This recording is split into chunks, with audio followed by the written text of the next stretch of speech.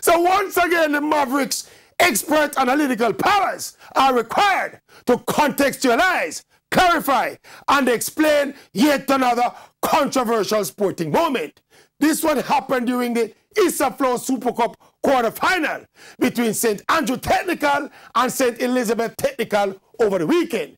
This penalty kick taken by the States player was saved by the Stats goalkeeper, but the referee ordered a retake, not for the goalkeeper coming off his line, but for encroachment by another States player who ran well into the box before the kick was actually taken. So to avoid the bugger, me think, and you think, the Maverick draw for the FIFA rule book and the relevant law, which is Law 14, and the subsection that speaks specifically to encroachment by an attacking player. And the law states emphatically that if encroachment takes place by an attacking player and the goal is scored, then the penalty must be retaken. If the goal is not scored, as was the case in this game, then there should be no retake and obviously no goal. So clearly, by the laws of the game, the referee made a bad call.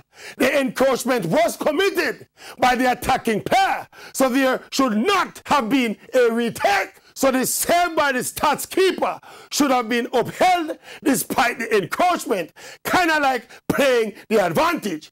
So big and serious, Stats should have maintained their one-goal advantage, and we don't know what might have happened for the rest of the game. But by the letter of the law, that was a boo-boo by the referee. And look, we now fight against Stats. Teams get lucky breaks and unlucky breaks in football. And I'm not going to say the referee Rob Stats. I don't know if he's fully aware of this particular law, but maybe just leave it at lucky break for Stats and lucky break for Stats. Next case. Next case. No more case. No more case. Court adjourned.